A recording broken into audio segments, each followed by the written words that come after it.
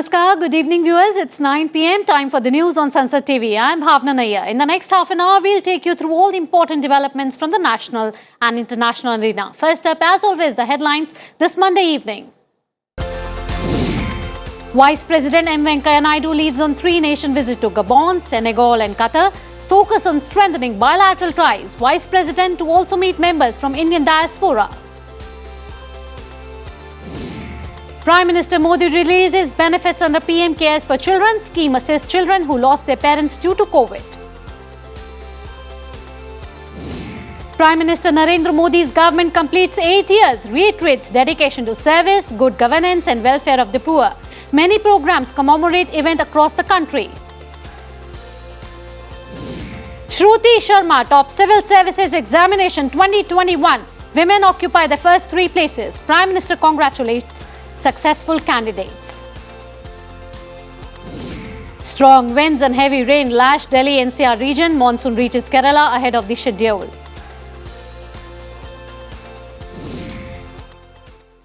A quick look now at some more important developments of the day. Foreign policy in 8 years of Modi government has had people at its centre, says Foreign Minister S.J. Shankar. Azadi Ka Amrit Mahotsav celebrations. Prime Minister Modi to interact with beneficiaries of government schemes on May 31st. Pope Francis elevates Archbishops of Hyderabad and Goa to cardinal rank. Goa celebrates Statehood Day. President, Vice President greet people of the state.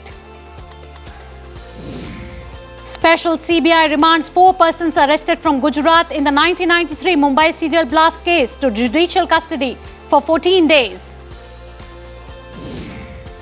Yoga will be introduced in schools from next year, says Karnataka Chief Minister.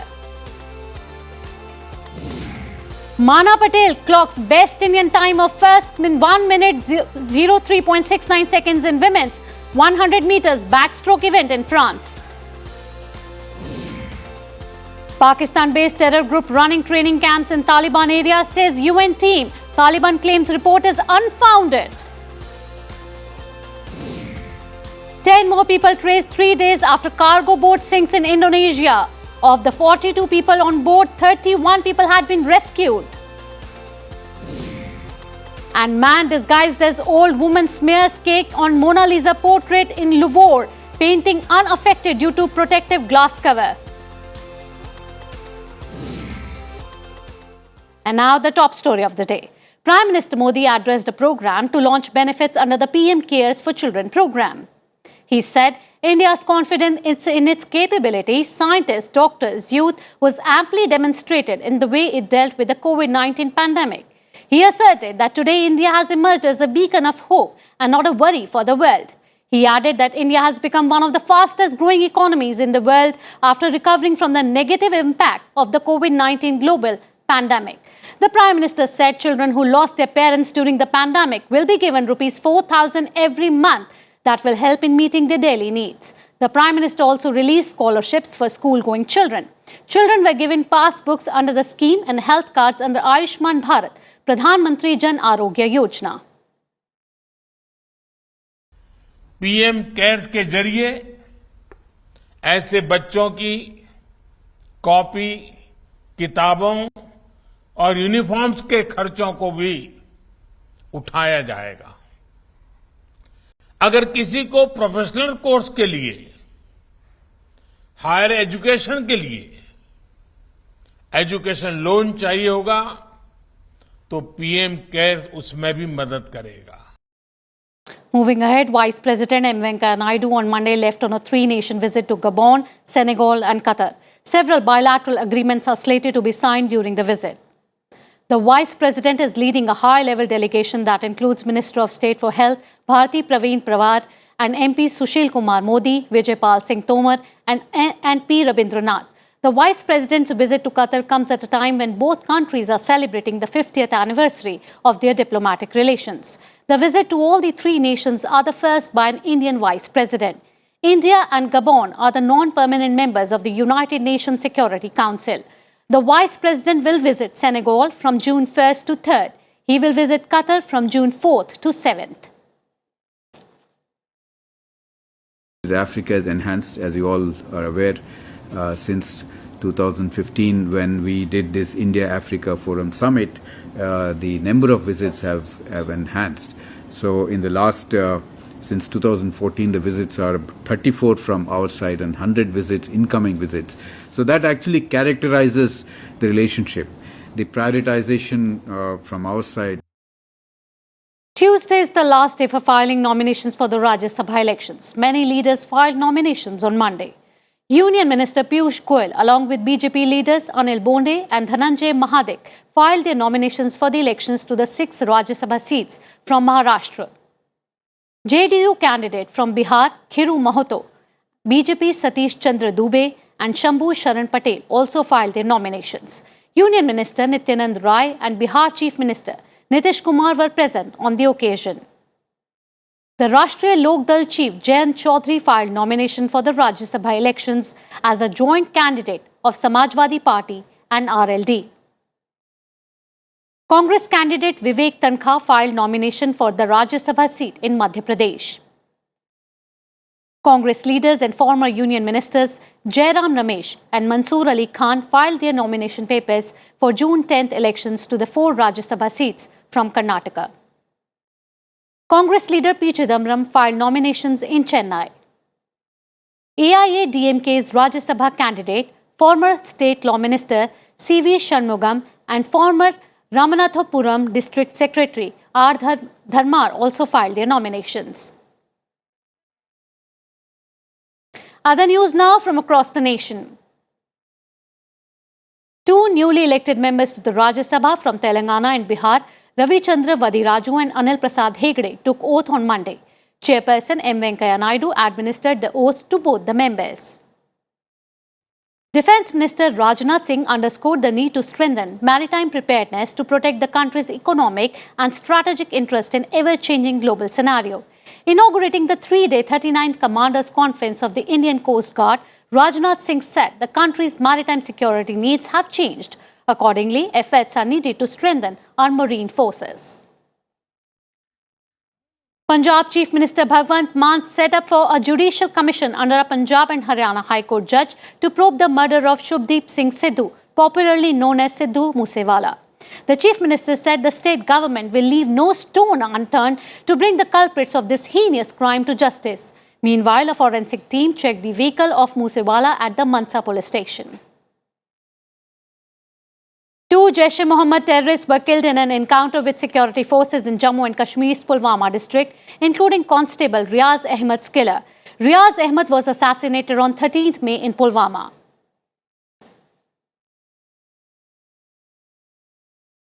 Arguments could not be completed on the maintainability of the Gyanvapi Srinagar Gauri case in Varanasi on Monday. The court has fixed 4 July as the next date of hearing. The court said it will now hear the matter after the summer vacation commencing from June 1. This year, monsoon arrived 3 days early in the country. Monsoon entered Kerala on Sunday and is now moving towards Karnataka. According to the Meteorological Department, there will be heavy rain in Kerala till June 1st. In the coming days, monsoon will move towards Karnataka and Maharashtra along with the rest of Kerala. On Monday, heavy rain accompanied by strong winds lashed the capital Delhi, due to which the temperature dropped in the city. The change in the weather provided some welcome respite to the people of Delhi from the scorching heat, but strong winds gusting up to 50 kilometers per hour left a trail of destructions with trees being uprooted in many places. Narendra Modi completed 8 years as Prime Minister on Monday. In these 8 years, the Modi government at the centre started many schemes in the fields of economy, foreign policy and public welfare. The Modi government has called the welfare of the poor and women as its top priorities. The Modi government introduced landmark measures like demonetization, the surgical airstrikes, implementation of the GST, the law against triple talaq, abrogation of Article 370 in Jammu and Kashmir, implementation of CAA and digital economy. Among the welfare schemes, the Jan Dhan Yojana, Ujjwala Yojana, Kisan Samman Nidhi Yojana, Ayushman Bharat and Swachh Bharat Mission rank among the most effective schemes. 6 lakh villages have declared open defecation free. Under the Kisan Samman Nidhi Yojana, 6,000 rupees is directly transferred each bird to 11 crore 78 lakh farmers. Of the total 22 AIIMS in the country, 15 were built in the last 8 years. The BJP on Monday started a fortnight-long public relations campaign on the completion of 8 years of Modi government. All the ministers of the BJP governments at the centre and at the states and the elected representatives of the party will take part in the program to take the message of service, good governance and welfare across the country. BJP President JP Nadda held a press conference and listed the achievements of the government and launched the Narendra Modi app. आदरणीय प्रधानमंत्री जी ने भारत की राजनीति की संस्कृति बदल दी है और हम सब लोगों ने तय किया है कि ये 8 साल सेवा, सुशासन और गरीब कल्याण के कार्यक्रम को लेकर हम एक पखवाड़ा मना रहे हैं. Every BJP worker is going to devote 75 hours in 10 days for and we will हम फोकस करेंगे different sections of the society. Union Public Service Commission declared the result of Civil Services Examination 2021 on Monday. Shruti Sharma topped the exam while Ankita Agarwal and Gamini Singla secured the second and third positions. The Prime Minister congratulated the successful candidates. Aishwarya Verma secured the fourth position while Utkarsh Dwivedi has secured fifth position in the examination. According to the Commission, 685 candidates have cleared the exam. The successful candidates include 244 from general category, 73 from the economically weaker section, 203 from other backward class, 105 from scheduled caste and 60 from scheduled tribes. Strategy तो वही है जो लोग बोलते हैं कि sources limited रखना. उसके बाद मैंने खुद के अपने नोट्स में बनाती थी न्यूज़पेपर से, अपने ऑप्शनल के भी मैंने नोट्स बनाए थे. आंसर राइटिंग पे मैंने फोकस किया था जिससे थोड़ा एक बेटर प्रेजेंटेशन हो मेंस में एक्स्ट्रा मार्क्स लाने के लिए. तो that is I think what was my strategy. Time for a short break here. On the other side, tiaras worn by royalty on display for Queen Elizabeth's Platinum Jubilee celebrations. All this after this short break. You stay tuned to Sansad TV.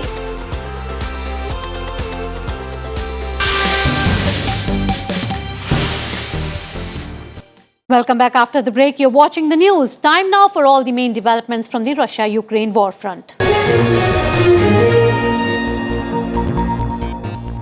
European Union leaders are meeting in Brussels to discuss a sixth round of sanctions on Russia, including an oil embargo, but Hungarian opposition to the ban remains a possible stumbling block. Meanwhile, Bulgaria has said EU member states should be able to reach an agreement on an import ban for Russian oil under certain conditions on Monday. Estonia's Prime Minister said a full agreement on the new sanctions may not be possible so soon.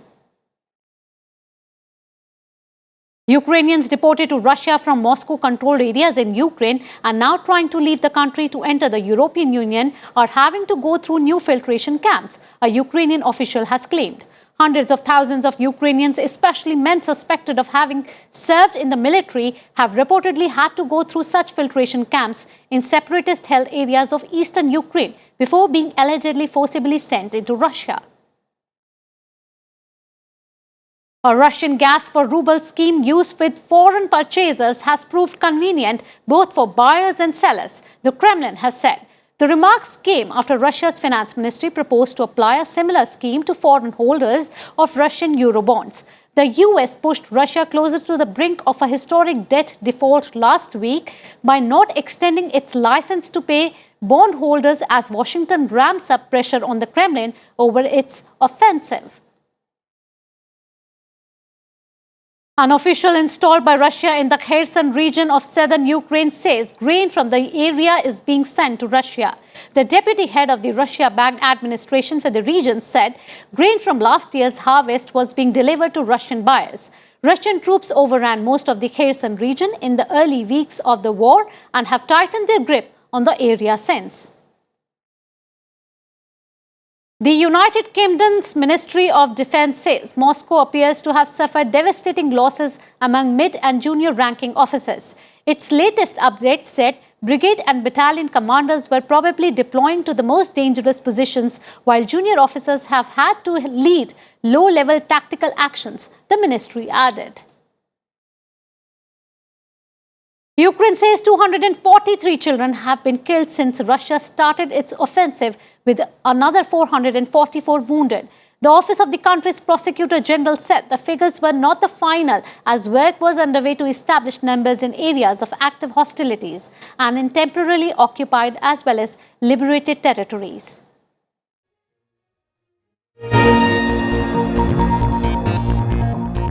And time now for some more global updates.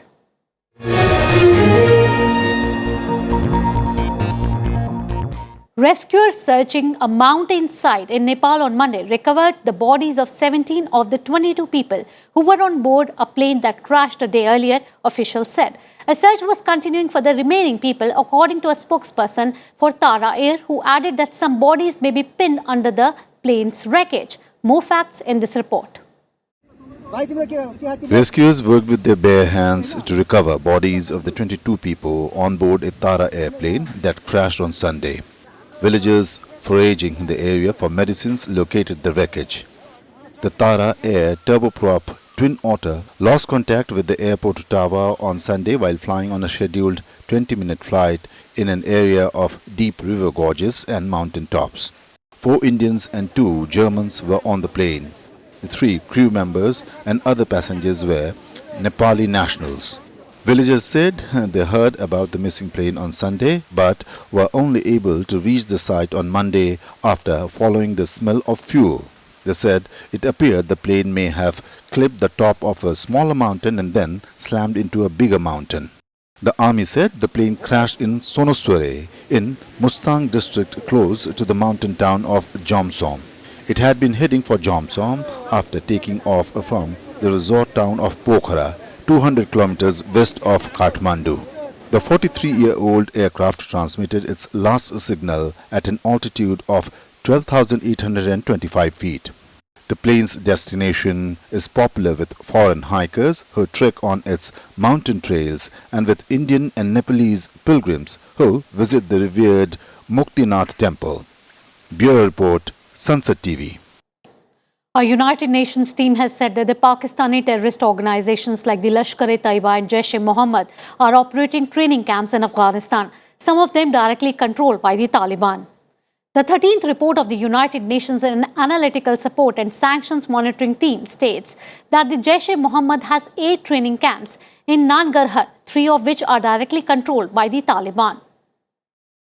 India's permanent representative to the United Nations, T.S. Trimurti, presented the report as chairman of the Taliban Sanctions Committee. The report said Qari Ramzan is the chief of Jaish-e-Mohammed in Afghanistan. A previous report by the monitoring team has described Lashkar-e-Taiba as providing financial aid and training expertise to the Taliban. And some other news from across the world. China's top leader Xi Jinping met Hong Kong's new chief executive-elect John Lee in Beijing on Monday, soon after Lee received his formal letter of appointment. Xi sat at the head of a large table talking without a face mask at a clear social distance from his guests. Lee's visit is routine for newly elected Hong Kong local leaders, but it comes at a time when travel from the southern Chinese city to the rest of China remains difficult because of Beijing's coronavirus policies. Israeli police fired rubber-tipped bullets and used clubs and water cannon to disperse Palestinian protesters from streets of Jerusalem on Sunday. The unrest erupted after thousands of Israeli nationalists paraded through the heart of the main Palestinian thoroughfare in Jerusalem. Some Israelis were seen throwing rocks and stones at Palestinian protesters. The Palestinian Red Crescent Rescue Service said at least 62 people were injured, including 23 who needed hospitalization. NATO Secretary General Jens Stoltenberg took part in celebrations to mark the 40th anniversary of Spain's accession to NATO on Monday. Stoltenberg joined Spanish King Felipe VI, Prime Minister Pedro Sanchez, and former NATO chiefs at Teatro Real in Madrid, during which he thanked Spain for its long-standing contribution to the alliance. He said Spain was providing critical support for Ukraine following Russia's invasion, both militarily and in the form of humanitarian need. Houston City in Texas saw protests appealing for gun control. The National Rifle Association held its 3-day annual convention in the city center on Friday, just days after the Texas school shooting claiming 21 lives. Firearms maker displayed thousands different products, including machine guns that can knock a helicopter down and air-style assault rifles, the same type used by the gunman in Uvalde, Texas. Turkey on Sunday commemorated the 569th anniversary of the conquest of Istanbul that marks a watershed moment in history for the Ottoman Empire's expansion and the end of Byzantine Empire. Tens of thousands joined the celebrations commemorating the conquest. Turkey's President Erdogan and the First Lady Emin Erdogan joined celebrations on a runway at Ataturk Airport. The diamond tiara that Princess Diana wore on her wedding day is going to display in London. It's part of the exhibition of royal and aristocratic tiaras being held to mark Queen Elizabeth II Platinum Jubilee. Take a look at this embellished, dazzling accessory, which has been added to our successful generations of royalty to reflect the monarchy's longevity.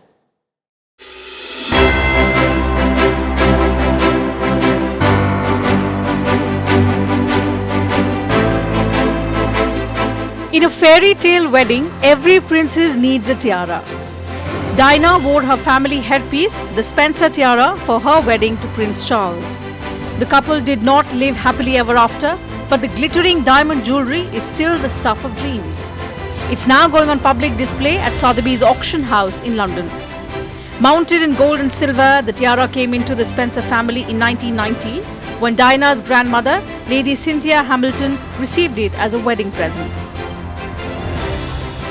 Diana's wedding headpiece is part of a new exhibition of royal and aristocratic tiaras at Sotheby's to mark the Queen's Platinum Jubilee.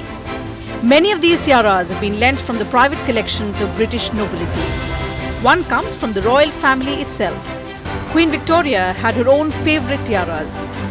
Franz Xaver Winterhalter painted this portrait of her and her young family with an emerald and diamond tiara atop her head. The tiara was designed by her husband, Prince Albert, in 1845 and crafted by the jeweller, Joseph Kitching. The largest emerald weighs 15 carats.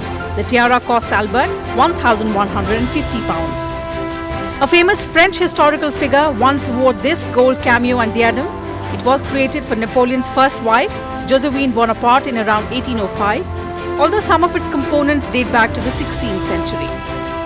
The cameos are made of layered agate and jasper and depict characters from Greek mythology like Medusa and Zeus. Great care is taken to keep these valuable and historically important tiaras in perfect condition. Around 50 tiaras are on display at Sotheby's. The exhibition will run until the 15th of June. Bureau Report, Sansad TV.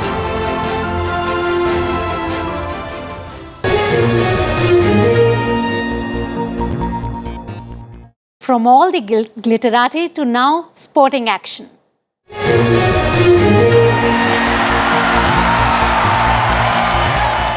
Starting with cricket, new IPL champion Gujarat Titans captain Hardik Pandya has said that his team triumph is something the coming generations will talk about. The Gujarat Titans capped off a dream campaign in its maiden season by lifting the Indian Premier League title with a 7-wicket win over Rajasthan Royals in the final. This title is going to be a special one because we talked about creating a legacy. The coming generations will talk about it, said Hardik.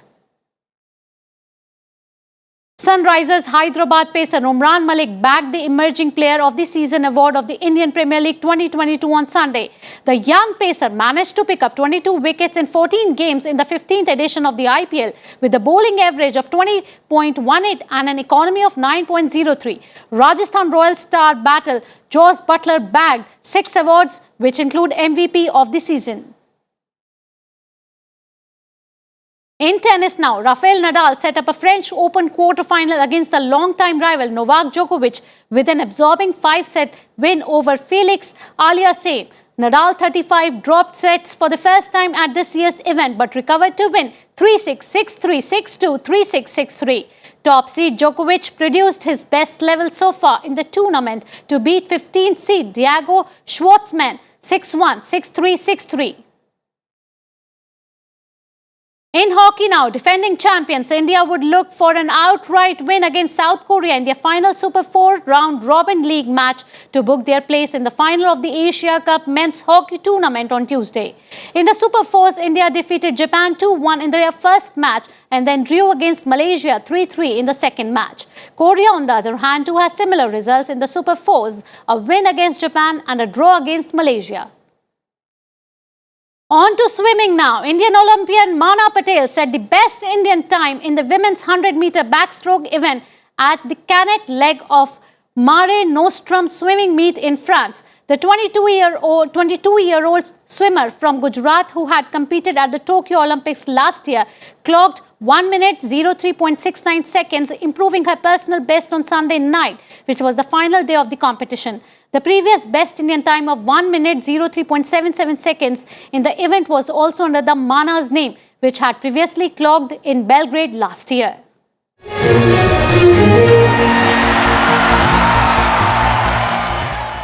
Before we wrap, let's take a look at the headlines once again.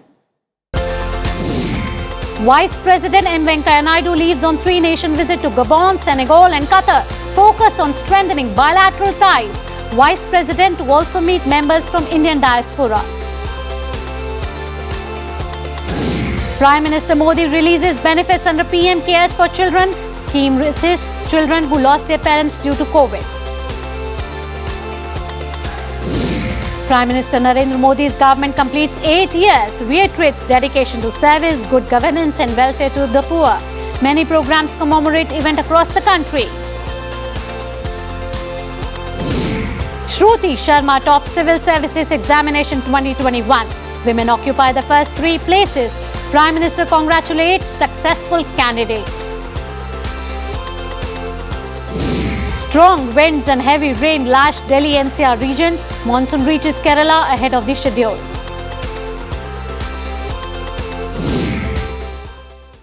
And that's all we have in this bulletin. To keep yourself updated, stay tuned to Sansad TV. Till then, goodbye. Namaskar.